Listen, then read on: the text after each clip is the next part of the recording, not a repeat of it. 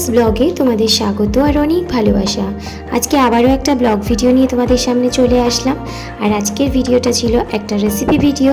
তোমরা এর আগেও আমার চ্যানেলে কিন্তু পনিরের রেসিপি দেখেছো, তবে আজকে যে রেসিপিটা করছি সেটা কিন্তু একটু আলাদা। শ্রাবণ মাস চলছে আর আমাদের নিরামিষ, আর আজকে হলো আমার বরমশাইয়ের জন্মদিন। কি বানাবো ভেবেই উঠতে পারলাম না। তারপর মনে পড়লো পোলাও আর পনির, এই দুটোই আমার বরমশাই ভালোবাসে, সেই জন্য ওর মতো একটু করে বানিয়ে নিলাম পনির আর পোলাও। পোলাওয়ের রেসিপিটা তোমাদের সঙ্গে শেয়ার করতে পারলাম না, কারণ খুব তাড়াহুড়োর মধ্যে 3টে রেসিপি বানিয়েছি, পোলাও, পনির আর বানিয়ে নিয়েছিলাম কেক।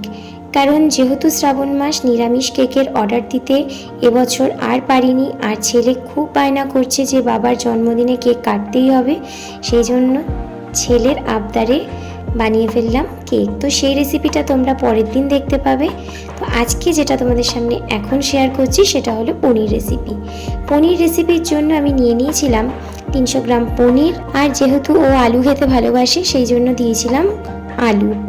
মশলা হিসেবে ব্যবহার করেছিলাম 100 গ্রাম টক দই, ভাজা জিরের গুঁড়ো, হলুদ গুঁড়ো, লঙ্কার গুঁড়ো, পোস্ত, কাজু বাদাম, কিশমিশ। যেহেতু পুরোটাই হবে নিরামিষ সেই কারণে গন্ধের জন্য দিয়েছিলাম ক্যাপসিকাম আর কাঁচা লঙ্কা। ব্যাস এ কটা জিনিস দিয়ে কিন্তু আজকের রেসিপিটা বানিয়েছি। সবার প্রথমে পনিরগুলোকে ভালো করে কেটে নিয়ে সামান্য নুন, হলুদ, চিনি দিয়ে ভালো করে মাখিয়ে নিয়েছিলাম। তারপর একটা মশলা বানিয়েছিলাম, পোস্ত, কাজু বাদাম, কিশমিশ, একটুখানি নুন, কাঁচা লঙ্কা সব কিছু দিয়ে দেখো এরকম একটা পেস্ট বানিয়ে নিলাম।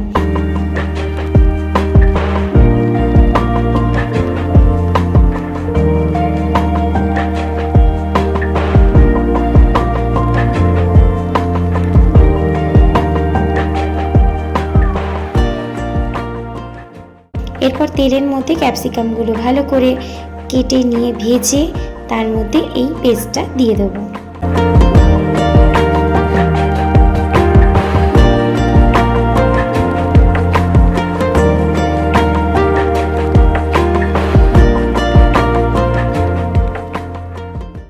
ভালো করে মশলাটাকে কষাতে হবে এবং আঁচটা অনেকটাই কমিয়ে নিতে হবে। আর যখন মশলাটা দেখবো কষে এসছে তখন অল্প অল্প করে জল দেব আর দিয়ে দেব টক দই। নুন মিষ্টিটা নিজের স্বাদ মতো দিতে হবে। আর এই দেখো মশলাটা আমার কষানো হয়ে গেছে। এবার পনির, আলু সব কিছু একসাথে দিয়ে ভালো করে নেড়ে চেড়ে পরিমাণ মতো জল দিয়ে লো টু মিডিয়াম আঁচে রেখে পনিরগুলোকে ঢেকে দেবো।